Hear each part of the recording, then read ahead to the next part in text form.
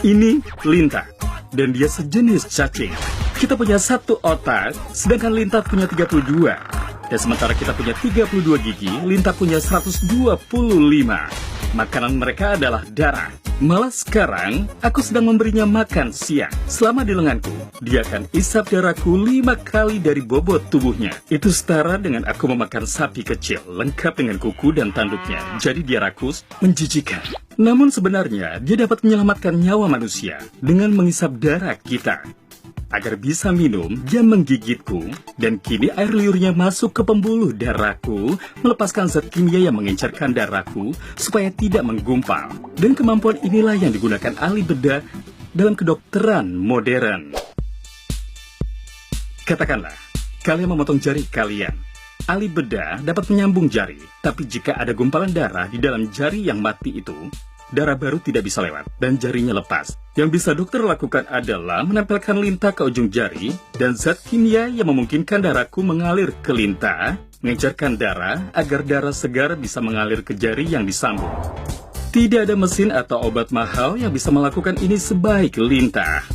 Dan dengan peran medis sepenting itu, lintah dibiarkan secara massal. Jadi, sementara yang ini sedang makan dariku, mari kita temui yang lain. Ini Carl Petersbone. Dia seorang raja lintah yang sedang memelihara 30.000 ekor lintah. Bagaimana kawinnya? Lintah itu jantan dan betina, jadi mereka dapat membuahi diri. Jantan di satu bagian, betina di bagian lain, dan mereka sama-sama kawin. Artinya ketika dua lintah kawin, keduanya hamil, dan itu luar biasa. Ayo lihat bayi mereka. Ini sarang lintah. Saat lintah bertelur, tampilannya mirip busa putih yang lalu menjadi semacam spons.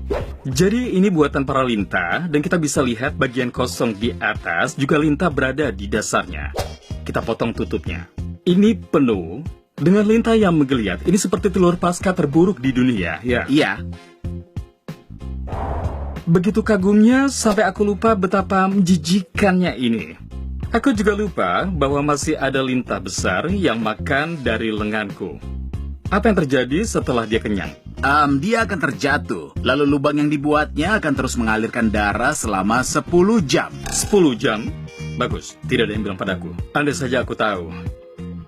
Setelah 1,5 jam di lenganku, akhirnya dia kenyang. Kalian bisa lihat dia membuat lenganku berdarah.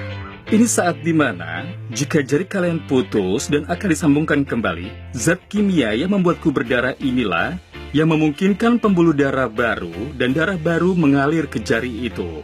Mungkin lintah rakus dan menjijikan, tapi mereka adalah penyembuh yang paling menakjubkan. Kalian bisa lihat ukurannya, benar-benar 5 kali lebih besar. Mereka menempel di sana. Serius.